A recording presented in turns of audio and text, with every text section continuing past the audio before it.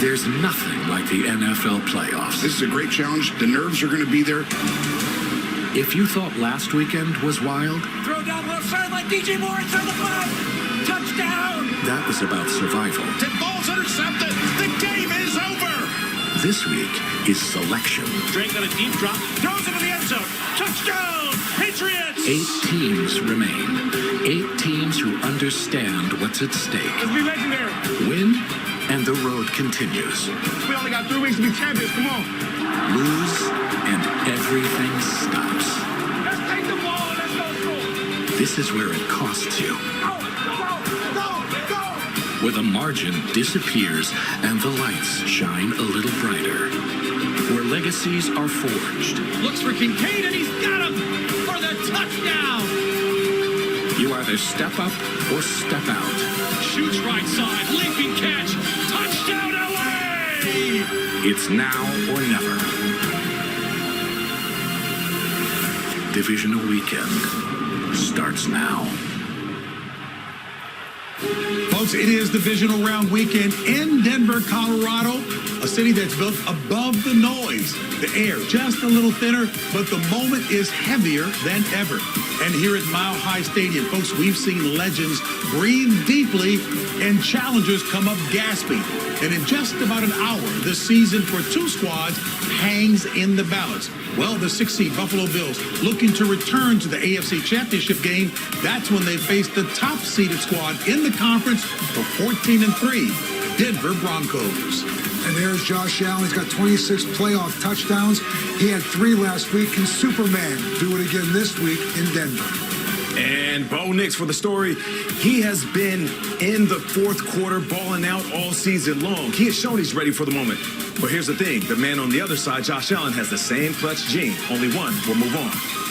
And hello, folks, and welcome to the NFL Today, presented by Jeep. I'm James Brown, here inside of Studio 43 with my colleagues, the Hall of Fame coach, of course, that would be Bill Cowher, the multi-talented Emmy Award-winning Nate Burleson. And, folks, it is our pleasure to welcome to the desk, my nephew. He is, we'll tell you about that later, 9-year NFL vet and analyst on NFL Today. Plus, that would be the handsome Kyle Long, and 14-year vet, 4-time Pro Bowler, and current Atlanta Falcons quarterback, Mr. Kirk Cousins. baby? All right, fellas.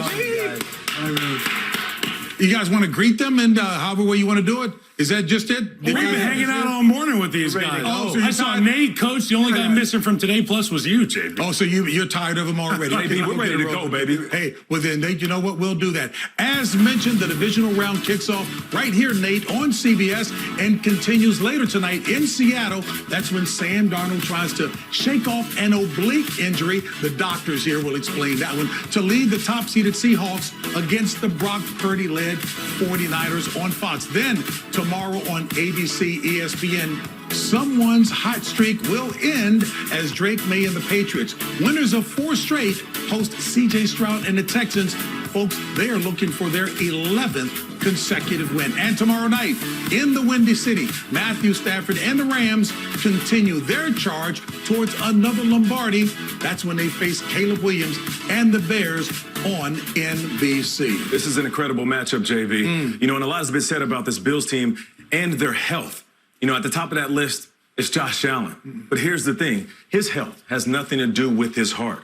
So my eyes will be on, of course, the X's and O's, but they'll also be on Josh Allen. Not how fast he runs or how hard he throws the ball, but it's going to be how he picks himself off the ground in between plays, how he pulls his team forward when the Broncos are pushing his team back. I feel like this game is going to be another game where Josh Allen has to decide, when will I be Superman and take over? And you know what? And that'll probably happen in the second half. And the second half is where the Denver Broncos have been at their best. You talk about altitude. It is a real thing. The point differential in the 4th quarter, they are the best in the National Football League at plus 54. Yeah. Plus 49 for the second half. Oh, yeah. On the other side, Josh Allen, the 15.9 points that Buffalo Bills averaged in the second half, best in the National Football League. 26 touchdowns, best in the National Football League in the second half of games. So you're talking about rubber meeting road.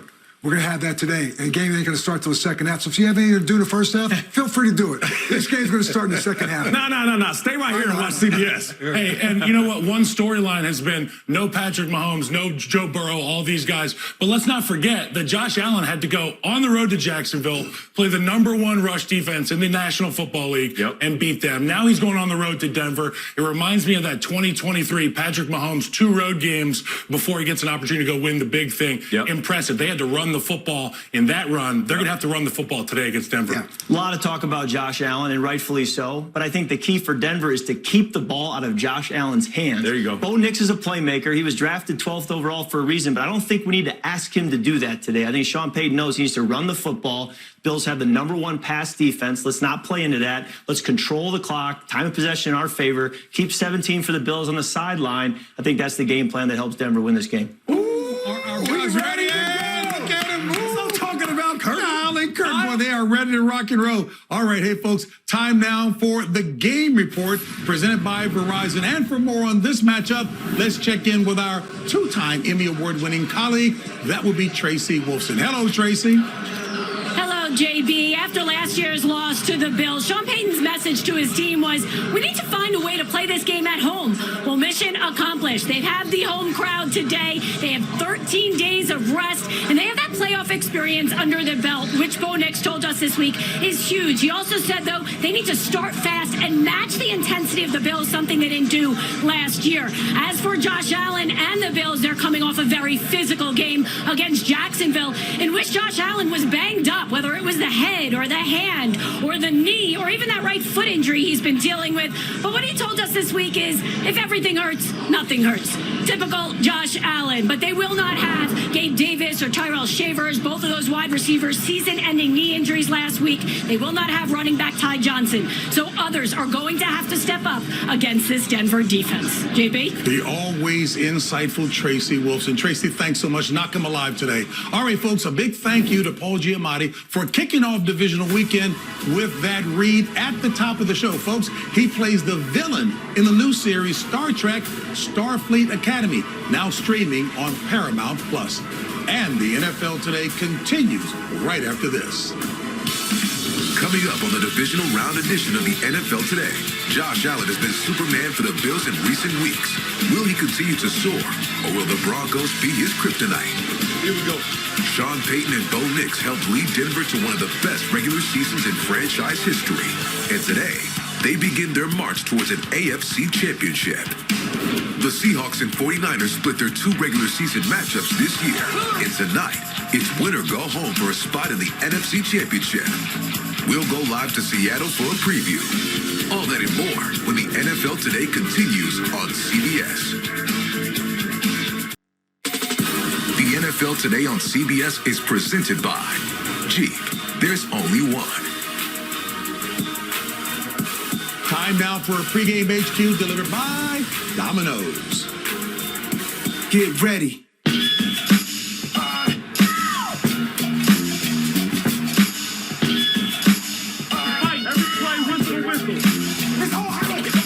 Allen looking for the end zone, and he's in. Bo throws the ball to the end zone. Touchdown, Denver. Allen steps up, fires, touchdown, Buffalo. It's going to be a tall task for anyone to come into Denver with this defense. Game, set, match. Buffalo's going to win. Like them or not, the #1 seed is the Denver Broncos. Okay, going back to my boxing days, let's take a look at the tail of the tape between these 2 quarterbacks this season, folks. Josh Allen, he's been throwing with pinpoint precision, completing 70% of his passes while finding the end zone 42 times. While on the other hand, Bo Nix, he's been airing it out, averaging 231 passing yards per game. And for more on this game, let's bring in the one and only Tony Romo. Tony, I'm glad to see you. I didn't realize that Kyle and Kurt had already been talking to you for an hour and a half, so let me give you a big smile to welcome you to the show. Look here, have you spent time with Sean Payton early in your career? Where do you think he's actually helped Bo Nix the most in year 2? I think it's the football acumen part. You learn at a faster rate when a coach teaches you how to think. Why are we checking it down here? Versus cover 2, we're actually trying to go to the flat, so move the corner back with your eyes and throw underneath. Most young quarterbacks want to get the ball down the field, so they're going to look underneath. But don't do that. Just simply take what the defense gives you. It's why Denver led the league basically in rack yardage, run after catch, which will be a key component today if that works. Well, they certainly have a very mature quarterback there in Bo Nix. Look here, from your perspective, what are the keys for Josh Allen and the Bills' offense against this excellent Denver defense? We don't want to go against their strength right on the back end. The one thing that Buffalo does have is size on them, just bigger people. So I told it in my notes, I already said, go big, go bigger, and go bigger than that. So expect them to bring in an extra offensive lineman, play some of the tight ends who are great in the run game, and let Cook go out there and have a day-to-day, and just rely on Josh at the end. Let the game come to you, but let's not come out right away trying to attack these corners on the outside. And Josh certainly knows how to handle it at the end, as well as you do, handling the game for Spears. Hey, Tony, thank you so very much for your insight. Knock him alive on the call today. Thank you, guys. All right, back here with my guys. Hey, Bill, I guess you really can't underestimate how significant this matchup, this game is today. Well, the playoffs in itself, I think the one thing I learned just down through the years is the magnitude of the game, right? There's finality in what you're talking about when you're doing. And with that comes pressure. But I used to say pressure is a privilege. And I think the biggest thing as you go into a playoff games like this is you play loose, you play confident. I used to say you're going to have regrets as you go through and you sit back and reflect, regrets for things you did and regrets for things you didn't do. I say go for it. I think you got to learn to trust. Trust with the game plan you have coming in. Trust the guy next to you, but more importantly, like that guy right there you're looking at, trust yourself and go for it. And have no second thoughts. Trust the preparation that you put into this, Kirk, because you know what? You only have one chance at this. And I think that is the most important thing. Right. Well, that's the head coach messaging I want to hear when I'm about to start a playoff game. Right. Let me play free. Let me play loose. Let me trust my teammates, my coaches. Let's just go enjoy this moment. But there is a tension that exists. Pro football in general has a tension, but the playoffs ratchets it up several notches. And I do think that when you look back on my own personal career of 14 years, 5 seasons, I missed the playoffs by 1 game. And that 1 game came down to 1 play. So when you play out these seasons and you realize any 1 play can make the difference, and then you get to a moment like this in the playoffs and you realize 1 play can be the difference in a chance at a world championship or going home, that's something the Buffalo Bills have experienced multiple years. Denver, with Bo Nix and some younger players, are new to this. I'd be interested to see how they handle that moment and how Buffalo handles that moment today. I'm really glad that you brought up the 1 play thing, because my dad played football, and most of the learning that I did as a football player was from him. And he always told me, you never know when that extra effort, that 1 play will come along that can swing the course of a football game. And Coach, you talked about regrets. I remember in the one time I got to go to the playoffs, it wasn't the double doink I remembered. It was the 3rd and 1 that I didn't get the defensive tackle to the second level. I didn't free up our running back. I didn't give our quarterback enough time. Do not allow yourself to have those regrets at the end of this game. Yeah, and when you think about these 2 quarterbacks, we're all talking about it, right? The pressure that these Bills feel. Josh Allen understands what's at stake. He's an MVP. He's been, just like Kirk said, knocking on the door every single year. September, we say the Bills will have a shot at the Super Bowl. McDermott understands the same thing. But then what happens when you continually get close and you fail, and you fail, and you fail? Sometimes things implode from within. I don't think that will happen with this organization. It seems like they are stout. It seems like even the fan base, they have the back of their team, but they have to know that they need to win right now. Let's just call it what it is. This is not a shot at me. This is not a shot at Jaguars or Trevor Lawrence. This is not a shot at Bo Nix and the Broncos, but we do not see Patrick Mahomes. We do not have Joe Burrow. Lamar Jackson is sitting at home watching the game just like us. If there is a time for the Bills to make a run that we've been expecting them to make for 5 years, this is it. And that type of pressure can either be a privilege or it can crumble you. And I think when you look at the Buffalo Bills, Sean McDermott and Josh Allen, I think they are thriving in this position that they have right now. And I think of Bo Nix, he talks about, yes, I played last year in the playoffs. I went to Buffalo. I lost.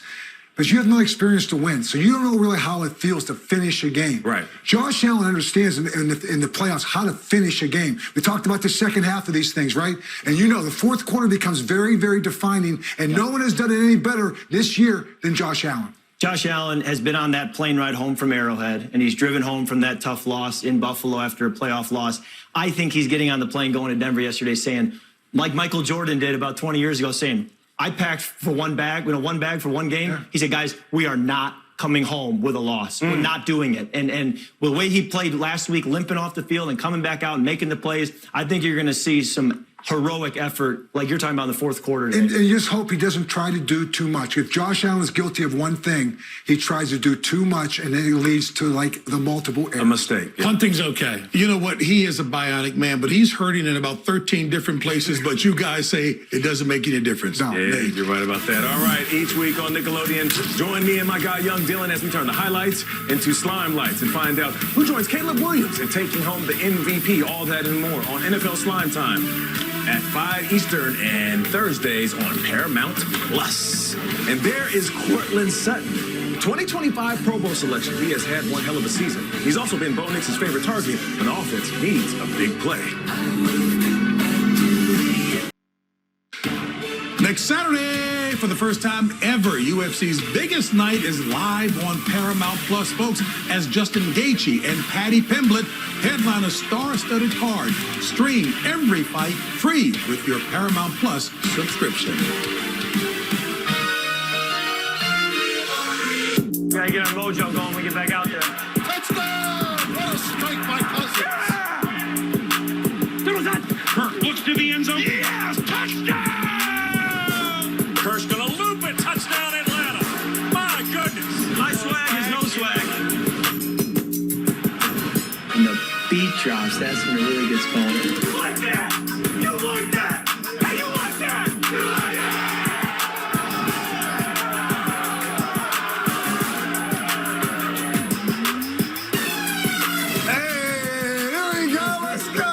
Alter ego in you, man. There's something inside you. JB, I don't think I'll ever escape those 3 words. Wait. While we got you here, can we hear it one time? You like that? Hey, folks, we all know the Superman puts on the cape. That's when people need him the most, and that's exactly what Josh Allen does in the second half of games, folks. This season, check it out. The MVP has scored 26 second-half touchdowns, and the Bills are averaging nearly 16 points per game in that span.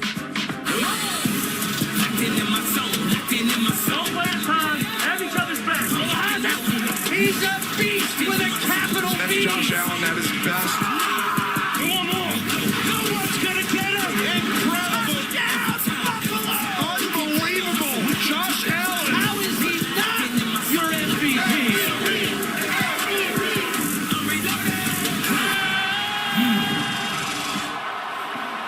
All right, let's take a look at the game plan presented by State Farm. Coach is the guy who's going to explain the partnership between Josh Allen and the Bills' offensive coordinator, Mr. Joe Brady. And you know what? You like that.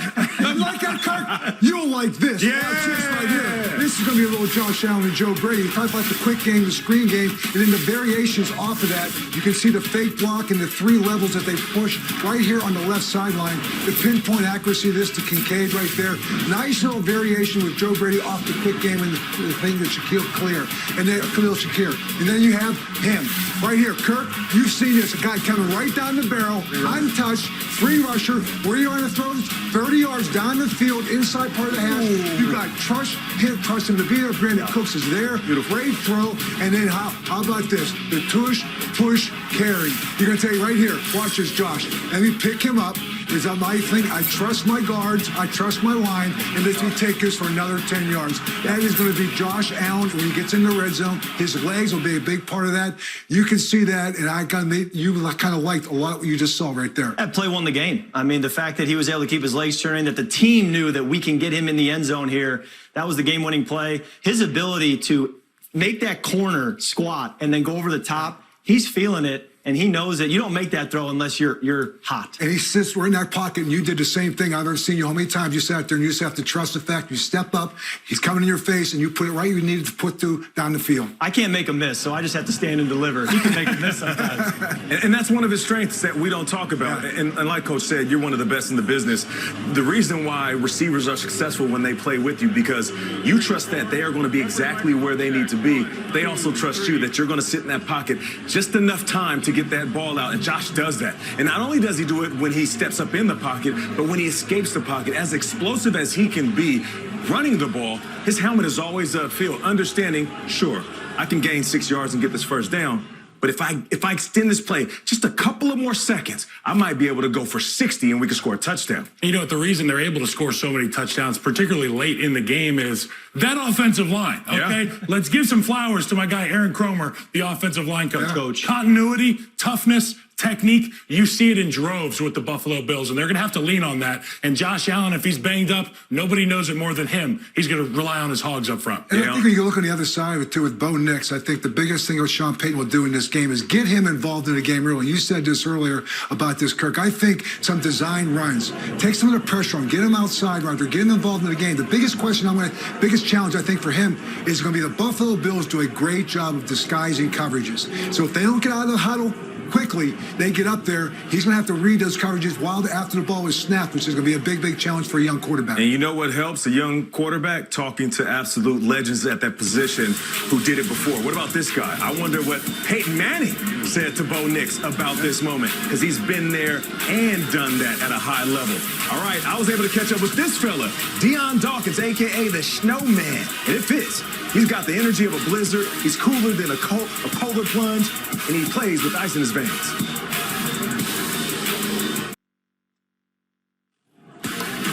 All right, fans, get ready for the 2026 NFL Pro Bowl games powered by Verizon. Watch the league's top stars face off in an AFC versus NFC flag football showdown. Catch all the action on ESPN and Disney XD Tuesday, February 3rd, back at 8 p.m. Eastern. And Deion Dawkins just wrapped up his 5th consecutive Pro Bowl selection. Folks, earlier today, our Nate tapped in with the star left tackle. The Snowman, what's up, baby? How are you doing? Man, what's good, man? You already know the vibes. I hear you. All right, now let's talk about last week. You guys went on the road. Yeah. You won in Jacksonville. It wasn't easy. It wasn't pretty. It was gritty. It was physical. What did you learn about your squad after that wild card win? What I've learned is that we're supposed to be where we're supposed to be. Heard from a nice birdie, man, and the birdie said, "Be where your feet are." And when he said that, I was like, man, we are definitely where our feet are, and we are where we are supposed to be. You know, like all year, but you hear about, oh, the Bills receivers and this and that, a running game, that's all they have, and blah, blah, blah, blah. And we're like, all right, we played against the best run defense, and we pulled out a win. So I don't want to take it with too much grain of salt, but we have a good football team, and I like where the Buffalo Bills are at. And speaking of what people are saying about your squad, you guys have dealt with injuries all season long. And guys have stepped up. One guy goes down, another one steps up and make plays. What do you say to a backup that is all of a sudden in the lineup with the playoffs and a Super Bowl run on the line? You know, I wish that I could jump in and think a lot on that, Nate, but realistically, it's kill or be killed, man. And when it comes down to it, we have to put all of our faith and all of our energy into our squad fully. And supporting Josh, supporting Cook, supporting Keon, supporting the O-line and the defense, and supporting McDermott. And honestly, for a guy like me, supporting Joe Brady and whatever he calls. And just executing whatever the play is, and we should be okay at the end of the day. One more question, and I'll let you go. Yeah. You mentioned Josh. Let's talk about him. We've all seen it. Scally. The game tightens up. The moment gets heavy. And we can feel that Clark Kent is looking for a phone booth to turn into Superman. Now, you're in the huddle with him. You know that your QB is about to take over the game. What is he saying to you guys, or what do you see in him that is outside of him just calling the play? Oh, man, the killer instinct, man. Like, when you're a gladiator and you have been in gladiator situations and war situations, and when you look at a quarterback, when you hear a quarterback's tone, when you hear a quarterback's voice, when you hear exactly what he's saying, when you can hear the confidence in his voice, all of the worries go away. But the good thing about it is we also tell Josh that, look, it's not all on you, bro. It's not all on you. And he understands that it's not all on him. And the beautiful thing is we've taken that weight off of his shoulders, that it's not all on Josh, right? It's not all on him. It's on the entire team, right? Everybody has to do their 1/11th. And the best start to being able to do that is what? Being where your feet are.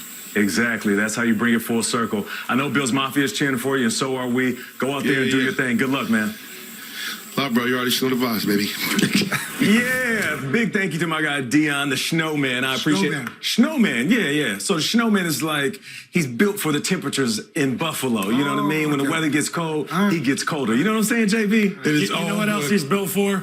Pounding that rock. He's built for a couple things. Duo, inside zone, pass protection on third down. And he talks about Josh Allen, the confidence he has. Part of that is because he knows the guys that are blocking for him are great, Kurt. No doubt.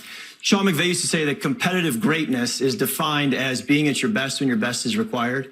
Today, Deion Dawkins' best is going to be required. The guys he's blocking, the front he's facing, he's going to have to be at his absolute best. You know, those two outside rushers, Benito and Cooper, they can put a lot of pressure on a quarterback. But the one thing that can take it away has been the running game. So I think that they need to focus on the inside running game, not the perimeter running game. Gotcha. Inside, because those wide nines are there, puts a lot of pressure on Zach Allen and those inside defensive tackles. You guys are so descriptive now. Kyle, you described Dion as what? Obviously he's a guy that's a freak show. I was a guard. He's a tackle. He can do things that, God didn't intend for me. The way he's built, he can move people. He can get in space. They do so many things with Deion Dawkins, and I just can't wait to see what they're going to do with him today. Kyle Long. All right, folks. Hey, switching gears to the NFC. Tomorrow night, divisional round weekend concludes. That's when the Rams visit the Bears. But first, we've got some exciting action tonight with a heavyweight brawl between two longtime rivals. That's when the 49ers and the Seahawks go to battle. The Niners in Seattle, this is going to be a bloodbath. This team fights, man. We don't blink. Like our odds against anybody in these playoffs. Touchdown, 49ers! Touchdown, Seahawks! The 49ers refuse to go down. Our NFC West champions! Do you believe in this team? 49ers at Seahawks.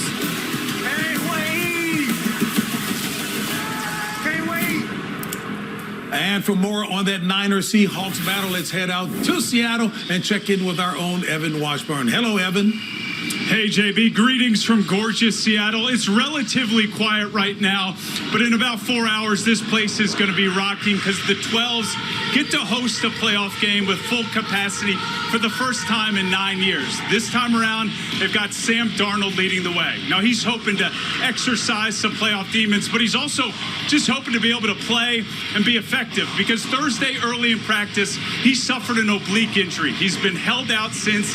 He's listed as questionable. He's adamant he's going to play, but how he holds up is worth monitoring. But the reality is, whoever is quarterbacking the Seahawks, they're going to lean on the defense that is #1 in the NFL. They call themselves the dark side. They're at or near the top of the league in all the important statistical categories. The most relevant number, Week 18, holding this Niners offense to a season-low 3 points. So the Niners know what they need to do. They were effective last week against an elite Eagles defense, and it starts with their quarterback, Brock Purdy, who's never lost here in Seattle, but he does have a mixed bag against a Mike Macdonald-led defense. JB? All right, Evan, thank you so much. You know what? It should be a great game in Seattle, but now turning our attention to a very intriguing matchup in the Windy City. That's when Kyle's Bears host the Rams. Yeah, it's going to be electric. I'll actually be there for the first time since retiring as a Bear. I'll get to go to a game. It is going to be about 2 degrees. The place is going to register on the Richter scale. Last week was the loudest it's ever been at Soldier Field. It'll get louder this week for the Chicago Bears. They feel like a team of destiny, right? It just feels like you might shut the game off in the third quarter and say, maybe I'll go to bed early tonight. You turn the news on at 8 a.m. and you're watching Nate Burleson talk about the survival of the Bears. Look, if Caleb Williams can have 4 quarters of clean football, this Bears team can beat anybody. And I think clean football is going to be needed by the L.A. Rams and Matthew Stafford, who has a penchant now for throwing interceptions. And this Chicago Bear defense is very good. But this Puka Nacua and Matthew Stafford is a lethal combination. You look at these two, what they've been able to do throughout the time they've been together, and particularly this even playoff run and stretch run that they've been on right now. And Kyron Williams can run the ball as well. So the Chicago defense, they're going to have to get some takeaways in this game, in my opinion, to come away with this win.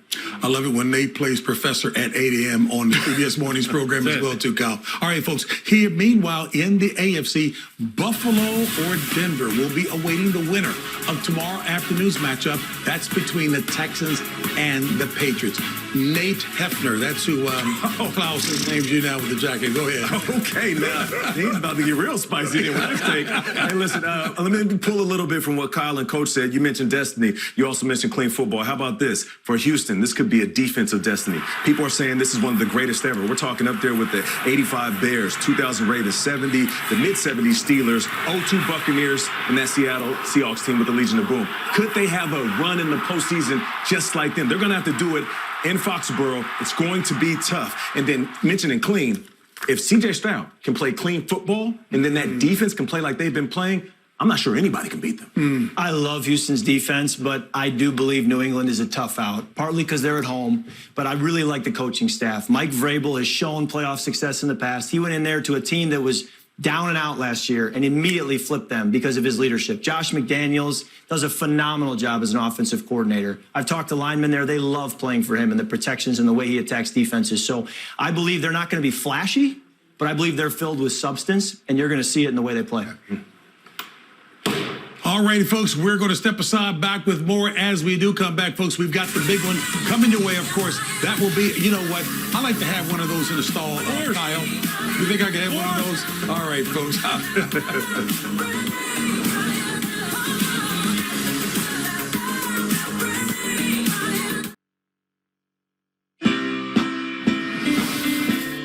The NFL Today is sponsored by FanDuel. Play your game.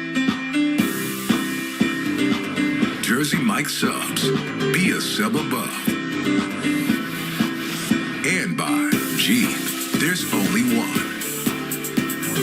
Since the announcement of a new privately funded stadium at Burnham Yard in the fall, the Broncos have been building connections by engaging the community through town halls and other outreach.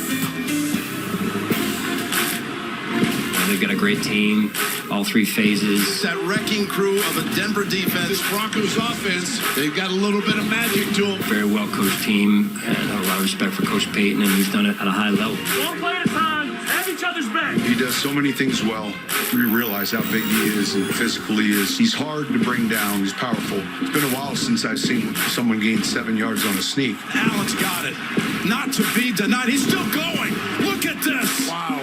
The simple truth, we're going to need everyone. It's a great team, number one seed. You know, if we don't make the adjustments this week and the improvements we need to make, it's going to be really hard for us to get a win out there. I mean, they're just that good. So we've got a hill to climb in front of us here. Sean McDermott and Sean Payton, folks, have only faced off twice as head coaches, but they are not strangers. McDermott was the defensive coordinator in Carolina for 5 seasons. That's when Payton was coaching for the Saints. Their records against each other since then, 2011, 6-6. All right, folks, and speaking of coaches, it's been a pretty emotional week in Pittsburgh as Mike Tomlin has stepped down as the head coach of the Steelers. The Super Bowl champion, Tomlin is tied for the most regular season wins in franchise history. And he never had a losing season in his 19 years in Pittsburgh, which, by the way, is the second longest head coaching tenure. That was the team in this millennium, sitting between Bill Belichick and John Harbaugh. So the question is, will we ever see this type of longevity in the NFL, especially given the way the game is dealt with in all phases today, Bill? You know, JB, I think we can, and I think it depends on either the organization, as we saw with John Harbaugh, they decide they wanted to move on. And John Harbaugh today has got a coach, has now officially become the head coach of the New York Giants. Or it's a decision of the coach, as it was with Mike Tomlin. Mike had a conversation with Art Rooney at the end of the season, indicated he wanted to spend more time with his family, and I get that. I stepped away from family. Mike Tomlin has been phenomenal in Pittsburgh for 19 years. His record speaks for itself.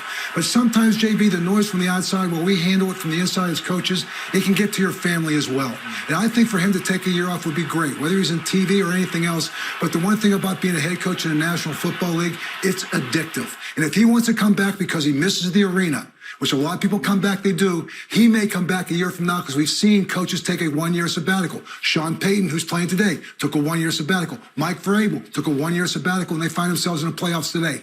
I never went back. I didn't need to go back into the arena, but I understand what that withdrawal is because it is an addictive job that you have. Yeah, I respect everything you said, but I don't think we'll see it again. You know, the Ravens and the Steelers, Those organizations, they're outliers. They want to stick by one coach. Nowadays, people are too impatient. Fan bases are too impatient. Even these organizations are too impatient. I'll remix a quote that I heard on one of my favorite movies, which is The Dark Knight. Listen, you either retire a hero or you coach long enough to become a villain.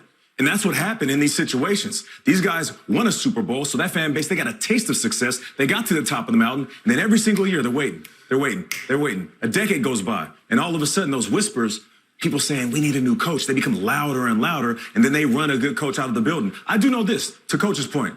Wherever they go, we hear Harbaugh, the Giants, and whether Tomlin sits out or he goes back into coaching, the teams that they go to will be successful right away. The only thing I'll say to that, Nate, there's Sean McVay is in the Rams. Kyle Shanahan is with the San Francisco 49ers. Sean McDermott with Buffalo. They've been there for 9 years. That's true. And they got 9 wins right now with Shanahan, and McVay got 9 wins. Sean McDermott got 8 playoff wins. So these guys are now... McVay got a Super Bowl, though, Coach. I know. That buys you some time. It buys you time. Winning early is very important for these young coaches coming in. I will say this, too. You win early, you buy yourself having one of those bad seasons. But the longer you stay in it, the more success that you have, at some point you'll become a victim of that success unless the organization sees that value and they disrupt and take away the noise from the outside. If it was a smart decision by ownership at the beginning in terms of who they hired, they'll hang in. I'll never forget the Rooneys when they hired Coach Chuck Noll. His first season, he was what? 1-13. And the press was asking, when are you going to get rid of him? And they said, we got the right man. They knew what they were doing, and there it is. Hey, folks, the anticipation is building inside Mile High Stadium as we inch closer to kickoff, and the guys will make their picks. That's when the NFL Today continues after this. The NFL Today on CBS is presented by Jeep. There's only one.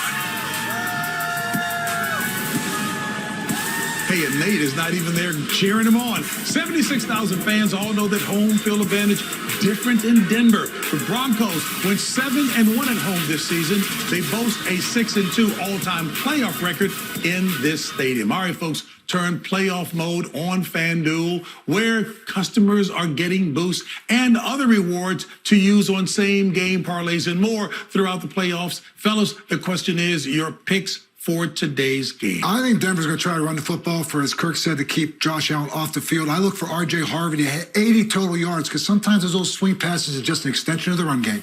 I got something good for you. It's one or the other. So a couple of my favorite targets, Cortland Sutton or Dalton Kincaid for a touchdown. So you can get with this or you can get with that. And if these guys are going to be bearing down on Josh Allen, the ball's got to be out in the hands of someone he trusts. Khalil Shakir, 6 or more receptions in this game. All right, folks, hey, we got them all in? Yeah, we got them all in. Yeah, we got them all in. We are just a few minutes away from kickoff in Denver, so I have to get my guys' predictions in terms of what it will be, Bills or the Broncos. Go ahead. You know what? This is a tough one. My head says it's Denver because they're at home. But you know what? I just watched Josh Allen overcome everything in front of him. I see 24-23 Buffalo. Matt Prater goes back to Denver, where he also played and kicks a game-winning field goal. Yeah, Denver has been unbelievable all season long. I know they're well-rested and ready to go. Yeah. But I just can't pull myself to bet against the Bills. I'm going with the Buffalo Bills right now. They're going to win this one 27-23. My heart says Buffalo because of the journey they've been on for many years now with Coach McDermott and the system he's built and Josh Allen, all they've been through. But my head says Denver. I just trust Coach Payton playing in Denver. That defense, that pass rush, I've got the Broncos 24-21. I got 28-24 the Denver Broncos. Both lines of scrimmage are dominant for the Denver Broncos. I knew you'd go there. That stuff matters, Coach. All about the trenches, huh? Well, let's start with Kyle. Yep. Final thoughts as we go around the horn. My final thoughts are whichever quarterback has the ball last is going to probably be the guy that wins the football game, and I think Bo Nix is ready for this moment. The lead changes in the fourth quarter last week were the most they've ever had in playoff history, I believe. So I'm expecting this game, as Coach Cowher started this segment saying, it comes down to the fourth quarter, but it will go back and forth. I like the Broncos running out the clock at the end. Yeah, my focus will be on these quarterbacks, how they decide to escape the pocket, and when they decide. We know that Josh Allen takes over games late and uses his legs. Will he do that in the first quarter and second quarter to set the tone? And then Bo Nix, will he be a little gun shy and not leave the pocket? I love it when he uses his athleticism to put defenses on their heels. So I'm paying attention to how these two quarterbacks use their legs. And I think I look at Josh Allen, you look at that defense and talking about the Denver defense and how do you attack it? I think there's a couple ways. The quick game, that takes away the rush. Yep. No huddle defense. I wouldn't be afraid to do that in the inside game, the inside run game with James Cook, because James Cook is one of those guys. Those perimeter guys, Cooper and Benito, they like to get out wide. They like to get wide. I'm standing right in that Cash them right in guards, between, right in the middle right now. But I wouldn't be afraid to go no huddle right now with Josh Allen. I don't think I've asked this question, but I listen to you guys because you pick apart everything. You talked about a player having skinny ankles versus big ankles. What difference does that make? Well, some people are meant to leave the earth, JB, and some people are supposed to stay down on it. If you got cankles, you're an earth guy. If you got skinny ankles, you're in the sky. There you have it. There's a takeaway for the game. Hey, folks, we'll see you back here at halftime. Kyle was a gankle. Kyle was a gankle.